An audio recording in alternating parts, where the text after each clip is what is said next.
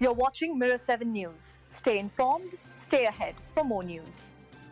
In Nepal, a dramatic series of events has unfolded over the past few days, where anger on the streets forced the government to reverse its controversial decision to block dozens of social media platforms. What began as frustration over restricted online access turned into one of the deadliest protests the country has seen in recent years, leaving at least 19 people dead and more than 100 injured. The ban had been introduced just a week earlier, when authorities announced that 26 major platforms, including Facebook, YouTube, Instagram, and WhatsApp, would no longer be accessible in Nepal. Officials claimed the decision was made to curb fake news, hate speech, and online fraud. But for millions of young Nepalis, many of whom rely on these apps for education, work, and daily communication, it was seen as an attack on free expression. The outrage quickly escalated, especially among the younger generation, often described as Gen Z, who felt that the ban symbolized a much deeper problem of corruption and authoritarianism in the government. On Monday, thousands of demonstrators stormed the streets of Kathmandu and even broke through barricades into the parliament complex.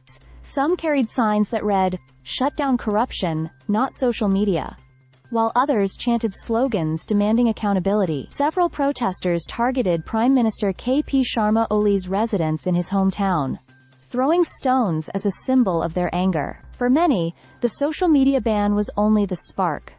The real fuel was long-standing frustration with corruption, inequality, and what they believe is a widening gap between political elites and ordinary citizens. As the protests intensified, the government responded with force. Police used water cannons, tear gas, batons, and eventually rubber bullets to try to disperse the crowds. Human rights groups, including Amnesty International, have alleged that live ammunition was also fired, contributing to the high death toll. Hospitals in Kathmandu reported treating dozens of people with gunshot wounds, and families gathered outside emergency wards waiting for news of their loved ones. By late Monday night, the pressure on the government had reached a breaking point.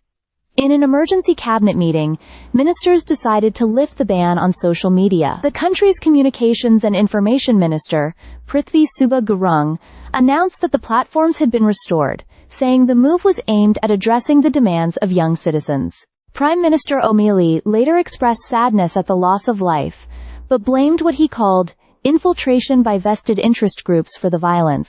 At the same time, Home Minister Ramesh Lekhak resigned after heavy criticism over the use of force. The protests have also fueled a growing Nepo Kid campaign on Nepali social media, where the lavish lifestyles of politicians, children, are being spotlighted as symbols of systemic corruption. For many demonstrators, this movement is not just about online freedom, but about reclaiming their future from a political system they feel has failed them. In the aftermath, the government has promised to investigate the clashes, provide relief to victims, families, and cover medical treatment for the injured. But for the young generation of Nepal, this episode has become a turning point, showing the power of collective protest and the risks they are willing to take in demanding change. Stay subscribed for more videos.